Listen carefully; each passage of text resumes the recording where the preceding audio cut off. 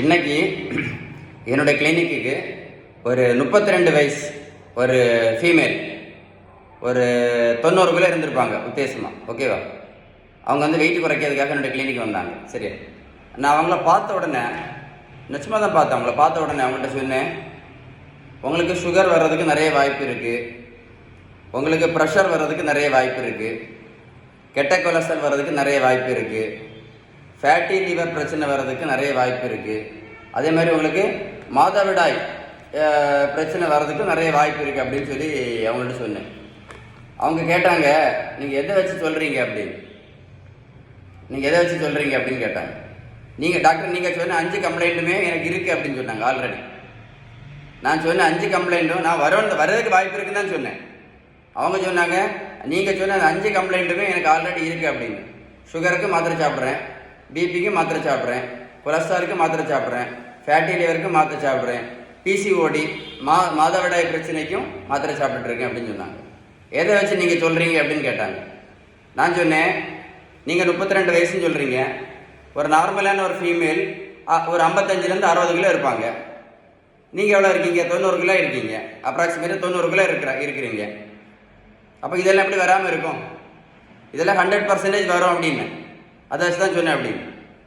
நல்லா தெரிஞ்சுக்கிடுங்க, வெயிட்டை குறைக்கல அப்படின்னா, வெயிட்டை குறைக்காமல் யாரானாலும் சரி தான், வாழ்க்கை முழுவதும் ஆஸ்பத்திரி கூடயும் டாக்டர் கூடயும் இல்லைன்னா மாத்திரை கூடயும் ரத்தம் டெஸ்ட் பண்ணக்கூடிய லேபு கூடயும் தான் நம்ம வாழணும்.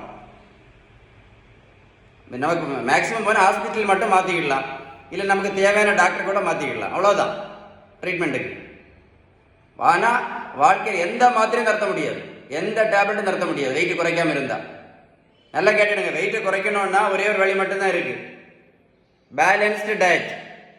நீங்கள் பேலன்ஸ்டு டயட் எடுத்தால் மட்டும்தான், நீங்கள் பேலன்ஸ்டு டயட்டு ஃபாலோ பண்ணால் மட்டும்தான் வெயிட்டு குறைக்க முடியும்.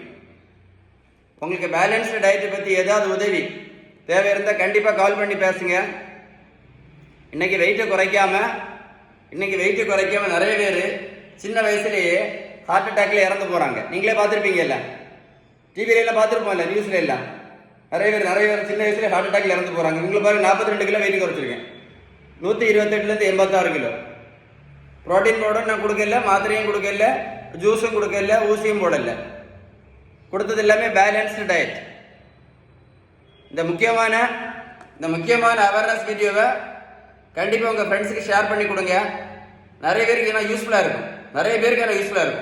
மறக்காம வீடியோ ஷேர் பண்ணுங்க. ஓகே.